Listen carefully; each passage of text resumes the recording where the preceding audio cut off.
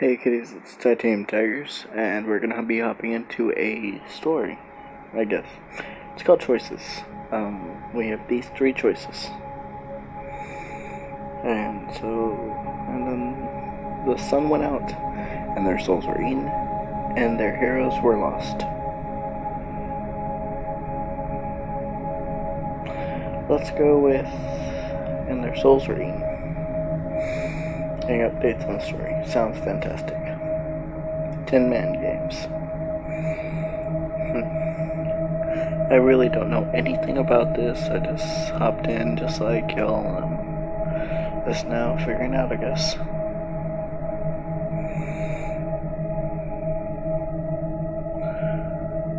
I am 13 or older.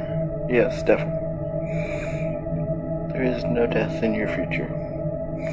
But that does not mean your decisions are without risk. Okay. Thank you for choosing a story. Nice, I got 10 free tickets. Oh. Turned down just a tad bit. It says, I loved my sister. Okay. I didn't know. I said the words my mother said after my grandfather died. The old speech was strangely easy for me to say, even though I didn't understand the words.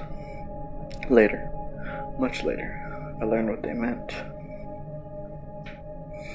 Give your soul to me, and I will carry it in my heart of hearts. I will carry you all of my life. I will carry you to the other land. That was the day I discovered I had the gift. That was the day I ate my first soul. Strange. 1 week, I kissed Mother and left Scarsdale to make my own way in the world. I left Mother alone. It wasn't just because she asked me to, but because I was a coward. I traveled alone for the same 2 reasons. Every so often, I encountered a soul leader powerful enough to see that I carried 2 souls instead of 1. They always knew instantly that I was a soul eater, shirking my duty. Whenever it happened, I walked away like my mother had told me to. I walked from one side of Britain to the other and back again.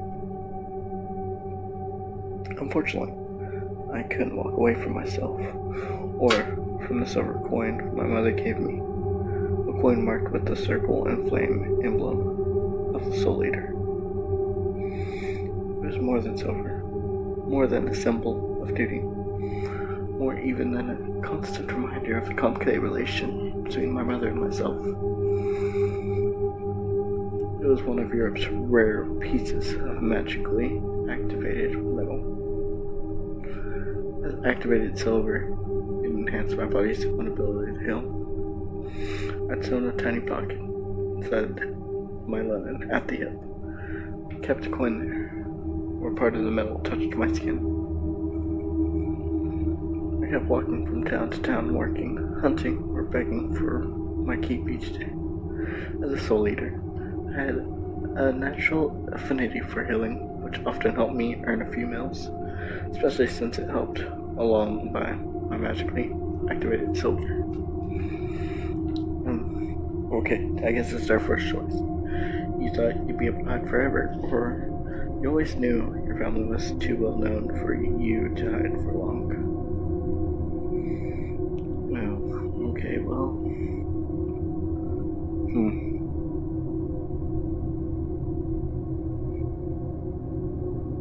You thought you'd be able to hide forever. Mother was wrong. I couldn't hide forever. Mother wasn't often wrong, yet threw my world sideways when she was. Great one, the woman in front of me said again, louder this time, snapping me out of my memories of Scarsdale. I bit down on the urge to tell her not to call me that. If she wanted to honor an untrained, pimply-faced stranger younger than her dead son, That was her right. Please, Great One, she said again. There is no one else here who can perform the soul-eating rites for the newly dead. Please carry my child to the other land. I have never studied at the soul school, I told her. I don't know what to do. She blinked, wavering, and for a moment I thought I'd escape my duty one more time. Our Great One is yet to be replaced, she said. You are all we have. Please, I said. What if, when I die, I cannot find the path to the other land? Nonsense, she said, suddenly finding herself on a familiar theological ground. All soul eaters know when they see it. Besides, I most certainly will not carry my son's moldering corpse to London to beg for aid there. I wasn't sure whether the begging or the decomposition was more disturbing to the famous Lady Mayor of Hollowville. Perhaps it didn't matter.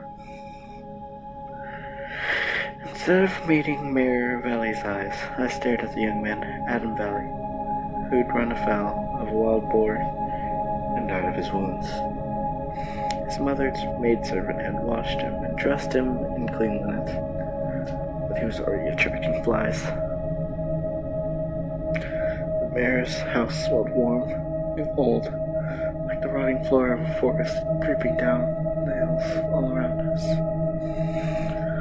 The dead man was laid out on the largest flat surface on the kitchen table. His own bed linens had become his shroud. Eat him, said Mayor Valley, low and fierce, or I'll make you regret disobeying me. Let's eat a soul, boys. Alright, I said, I'll do it. The silver coin hidden beneath my shirt warmed in anticipation. I tried to hide my shock. I was unaccustomed to any form of magic, but especially to the rare magic occasionally found in certain metals. Mayor Valley wasn't paying any attention to me. She opened her son's shroud without flinching at the wounds. I stood and rested my palms on the dead man's bare chest, wondering if I still remember the words. Touching his body was like touching a wax figure. I shivered and closed my eyes. The old speech filled my mouth as if it had never left.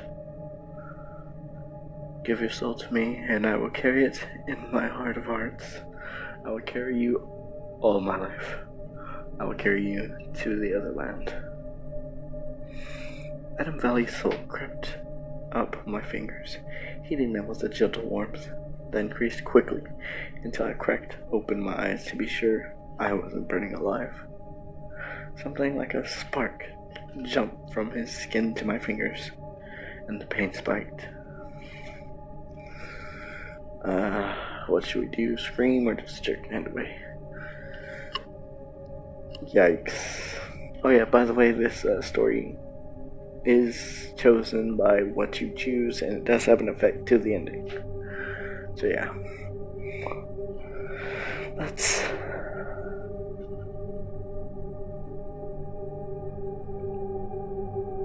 Let's just jerk our hand away. Mayor Valley grabbed my arms and held my hands to her son's chest by force. The searing pain settled and faded away to nothing.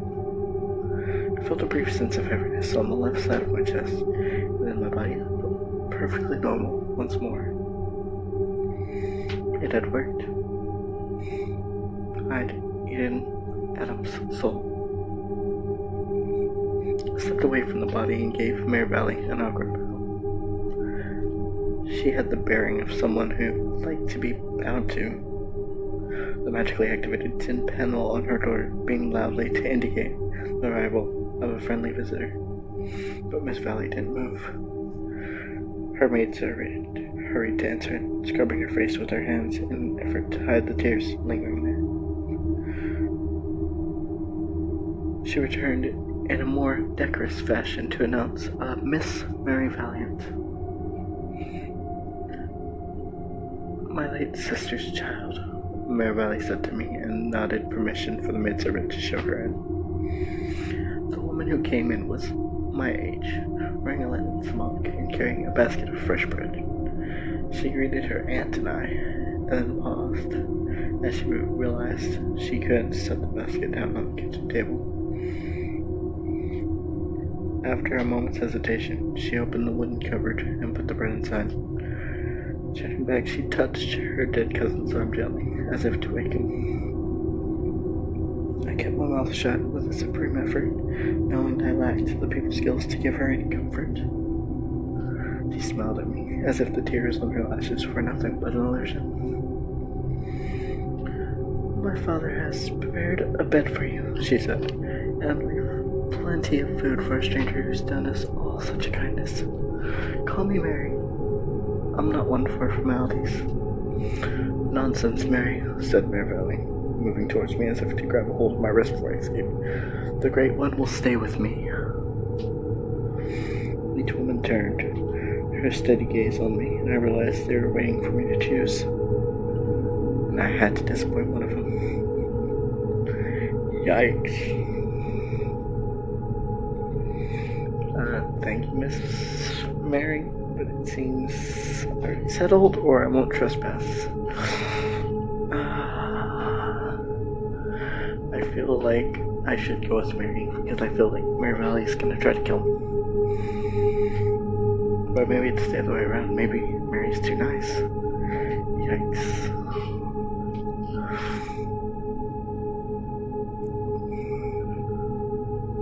I gathered my few possessions, ready to leave with the informal Mary. Mary Valley was visibly furious. She took out a loaf of bread again and began sawing it into chunks on the bench without releasing me from her glove. Mary casually walked in front of her and offered to slice the bread. Mary Valley put the bread away in once, but kept a hold of the knife. Mary said her goodbyes and led me away. I was desperately relieved to escape Mary Valley's fury.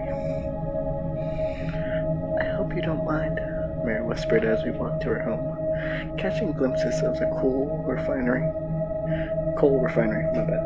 chimneys between the houses. Most people find Aunt Faye a little overwhelming. I'm grateful, Miss Valiant, I told her, feeling lighter already. I told you to call me Mary, she said, and then smiled. After all, we're practically family now. Creepy.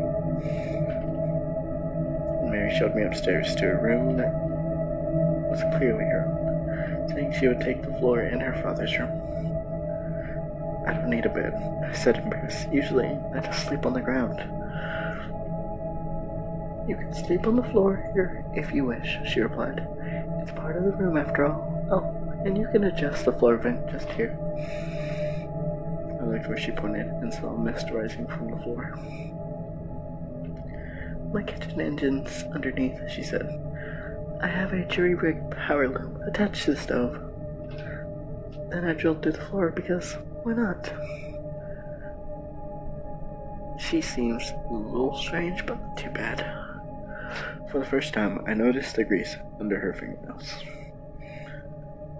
I'm sorry, I said, about your cousin.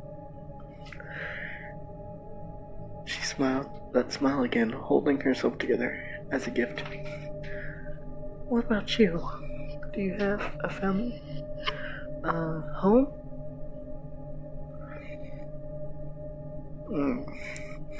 Mother or sister? Well, because she already knows I'm a soul eater, I'll tell her about sister. Mother's important, but no one needs to know.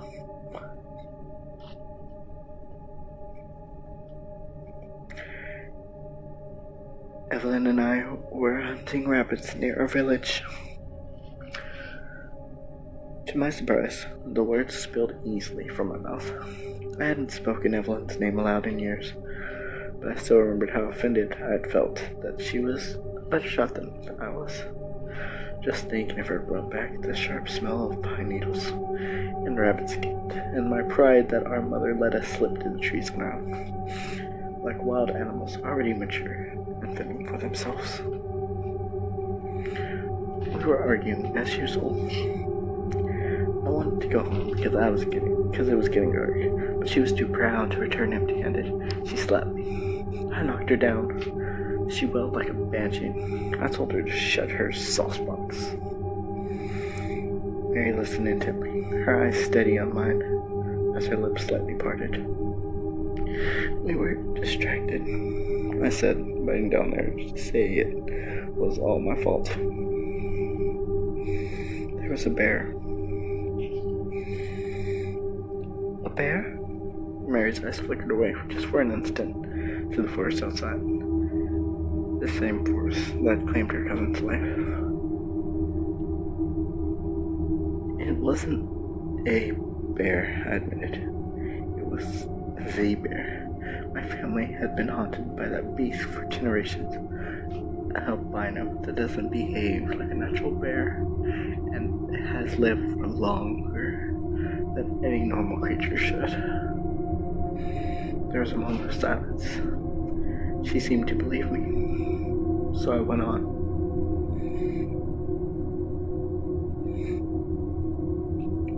Evan suddenly stopped crying, and I knew what was there without looking around. I cleared my throat. The bear, killed my sister so quickly, so easily.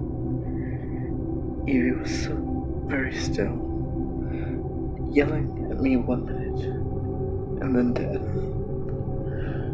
She was just a child. You were just a child yourself, Mary whispered. We've been stalked by that bear so long. My mother calls it Nox, the night. Funny, she didn't try to eat Evelyn. She sniffed her, then looked up at me like it was disappointed by my reaction. My heart pounding. I remembered those two intelligent red eyes. And then it went away. I don't know why. Mary's eyes were fixed on mine. I shrugged. I knew the words that soul eaters say, so I said them. Someone had to, and I was just mixed up, so I ate Evelyn's soul. I sighed. A few moments later, I realized what I'd done. As soon as the official Great One tried to eat her soul herself, he'd known I was a soul eater. I ran home and told Mother everything. She said I had to leave right away, or the Great One would take me to the soul school. Mary finally looked away. I've been a trader, hunter, beggar, and a bard, I said. But I've never eaten another soul until now. I'm glad, she said with some spirit. I'm glad Adam has company wherever he is. Even if the souls are just sleeping until they go to the other land, like the king says, I'm still glad. I hadn't thought about soul eating that way. I imagined Evelyn was another soul dwelling alongside her, and it comforted me. Thank you, said Mary, for telling me about her. She touched my arm lightly. I'm not sure I'll attend the funeral tomorrow. What will you do?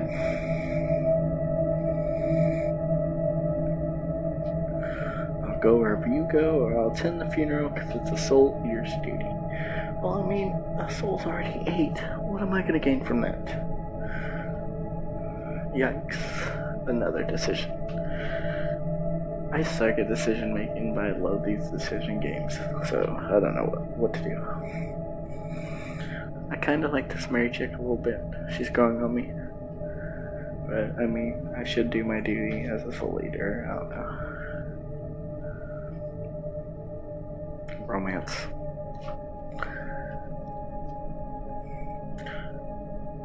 Good, she said. I wouldn't have had the courage to skip the funeral on my own. I spent a quiet day inside, thrilling at the treat of a roof over my head. The following day, I woke up with the sun, as always. The vent in the floor was already steaming. I dressed and went downstairs, knowing Mary was already at her work at the kitchen engine. She was stoking the stove. I stepped in the doorway, so I went to Sterling. Her face was lit up by the fire's glow, and the tears on her cheeks shone like jewels. She put a teapot on to boil and checked the connections of her machine, tightening here, oiling there, before attaching the chains that set power loom to continue weaving a broad sheet of pale blue cloth. Sighing in satisfaction, she sat on the wooden stool and tended to the loom as it brought the threads together into a whole. Can you make tea? She asked without turning around. Father and I both take honey, but no milk. Of course, I said, and fetched a towel to transfer the boiling teapot from the stove onto a block, set it aside for it. I poured 3 cups of tea and added honey. Mr. Valley came downstairs, dressed for the funeral, as I was stirring the cups. Watch out, he told me. She'll have you cooking, if you let her. I didn't know what to say, so I ducked my head and hoped for the best. He laughed loudly and took his tea. We'll be going into the forest today, Mary said, and joining you in town later. He grunted, assent, apparently used to his daughter making her own way. For breakfast, Mary boiled oats laced with more honey, and we ate in a companionable silence, marked by the ticking of the empty loom as it slowed down. For lunch, she baked bread and boiled eggs for us, and we walked out of the back of the house and away into the trees. The quiet and darkness folded around into a green-tinged twilight that gave the lie to the end of the hour. Mary led the way, pausing here and there to pick up a handful of green herbs and bright yellow elfwort that she put in her bag. We walked a long way without her slackening her pace. I admired the certainty of her steps and the steadiness of her breath. I also did my best to keep from panting too loudly as we walked uphill. Dude, this person's just like me, so relatable. Finally, she slowed and started singing softly. She reached back and held my hand, as if we were children, leading me along a narrow path. I'm above a river gorge, dude. Is she gonna kill me now? Did I make a mistake? Should I have gone to her funeral? She's gonna kill me. Yikes. We climbed higher, and soon came upon a chatting waterfall, our own height, with pools above and below. Mary sat on a rock next to the top pool and pushed back the loose strands of her hair. I sat beside her, hoping I didn't stink of sweat after that hike. This is the same river as the one in Allowville, she said. Adam taught me to fish here. She laid her head on my shoulder, and I tried not to move as she wept, wetting my neck with her tears. Yeah, gross. Funeral tears. At last she stood and walked around gathering wildfires, casting them into the water one by one, and watching them tumble down the waterfall and sink, bruised and torn, on the other side. I watched the water and wished I knew what to say to comfort her. Then I saw the bear. Nox stood in the trees on the other side of the falls, starkly white against the rocks of the gorge, watching me with those eyes.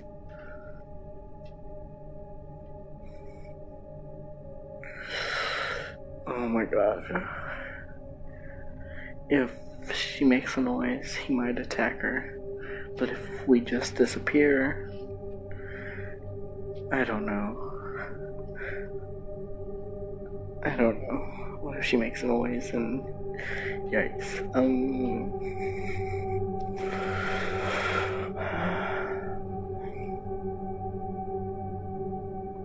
I took Mary's arm and gently pulled her back towards the path. When she lifted her head and began walking at her usual pace, I let go of her, fell behind, trying not to imagine Nox's meaty breath on my neck. I looked back, but couldn't see Nox anymore. When we passed out of the side of the falls, I looked back more and more frequently. There was no sign of Nox, but that didn't mean we were safe. We arrived back to Hollowville's outskirts and slipped into the funeral crowd. I would have felt relieved to be surrounded by mourners before. The local church had burned to the ground along with the previous soul eater, so the funeral took place in Hollowville's open square, within sight of both the ruined church and the forest edge. Hollowville sat at the center of the two valleys, with the house sprawling comfortably into each valley, while leaving the center of the village cramped between the two steep hills. The choice to keep a central village square meant that the graveyard was next to the church instead of behind it. I wondered how Hollowville's citizens felt about having a graveyard in the middle of their most public area. Perhaps it had been the simplest way to unite the two villages into one. Although we were still outside, there were enough people around that I felt safe. Funeral attendants were busy trying to light the furnace inside the engine that would lower Adam and his buyer into his final resting place. I drew Mary deeper into the crowd and then looked back at the forest. There was no sign of Nox. I kept a sharp eye on the trees, not trusting the apparent reprieve. The funeral preparations took time, as they should. Mary took a deep breath and went to stand beside her aunt at the graveside. The fire crackled slowly into life, sending gray clouds across the village and blocking the weak springtime sunlight. The boiler spat and steamed, and at last, Adam's bier moved slowly downward, accompanied by the clanking of the engine. His body was obscured by smoke and steam and by a pack of curious children dirtying their morning clothes as they were gathering to watch. Every last Hollowville citizen filed past the open grave, dropping flowers and mouthing prayers. Adam's extended family filed past a second time to drop tears and handfuls of dirt. Adam had been loved, and the outpouring of grief pressured on my skin like cold, heavy hands. More than one young woman wept immoderately, jealous that death had taken him. Mary gave me a sly glance, and I almost laughed despite everything. The steam engine was finally banked and hauled away from the grave. Brave men uncoupled the boiler and set it aside for brave women to harvest its water for tea making. The twice baked coal they used was odorless and wouldn't ruin the taste. Other people gathered with baked bread and salted strips of the same wild boar that had killed Adam Valley. They cooked them all on a griddle placed over the engine and piled the prepared foods on platters that were emptied as quickly as they were filled. The mood turned nostalgic as Adam's life changed into telling from an unremarkable existence into an epic tale of unusual handsomeness and courage, as it usually happens in funerals that way. The prettiest young woman burst into tears once more, and drowned their sorrows with plentiful wine. As night fell, the coal of the steaming engine settled into embers. Funeral attendants scraped them out to make new fires, closer to the village center than in the fresh grave. Someone played music. Mare Valley left before the funeral turned into a party, putting her maidservant in her wake. I was exhausted. It had been a long time since I'd stayed somewhere long enough to see people either weep or dance. It was slowly dawning on me that my secret was out now. I was a soul eater. More than anything, I felt relieved. No more hiding. Then people started talking to me about the weather, the food, the drink, and everything else that wasn't anything. I slowly realized that I was the closest thing they had to Adam.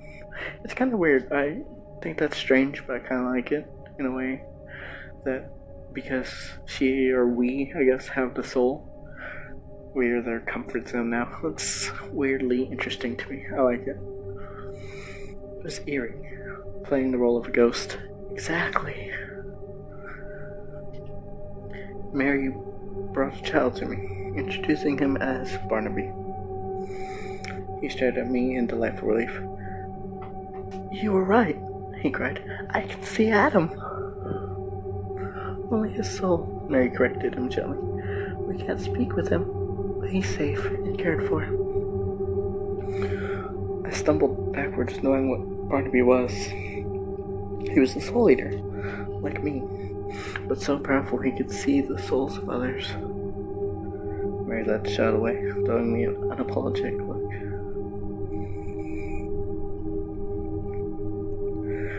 I am gonna go for comfort, as I was saying. I mean, I think normally if it was like anything else, I would avoid conversations, but because I do enjoy giving comfort, and I'm at a place too, since I'm basically Adam right now, I'm gonna go ahead and give comfort. I accepted a mug of incompletely brewed beer, and once I choked it down, I felt less awkward. I let conversations wash over me, coming together into a babbling stream that only required a nod here and there. It wasn't so hard. Mary swam into my view. "I'm sorry," she said. "I didn't realize Barnaby would upset you." "Not your fault," I said. "It's just habit. I've tried avoiding strong soul eaters for years. Soul seers can tell right away if I'm carrying a soul. 2 souls now." I didn't want to go to the soul school. "Well, you have to take Barnaby away for training?" she said, trying and failing to sound casual. "No," I said. "I'd never do such a thing. But others might. He should be careful. If he wants to choose his own path in life, that is." Mary nodded. "I'll talk to him tomorrow. As far as I know, no one knows but you and I. And until today, I only suspected." She squeezed my hand gently as the music suddenly lifted in tempo. "Dancing time," she said. "Will you dance with me?" I think this is where I'm gonna stop this. It's fun, I'm truly enjoying it, but I don't know how much memory I have left, so this is gonna be the end of this. We'll decide in the next video. This is Titanium signing out, and I'll see you then. Bye bye.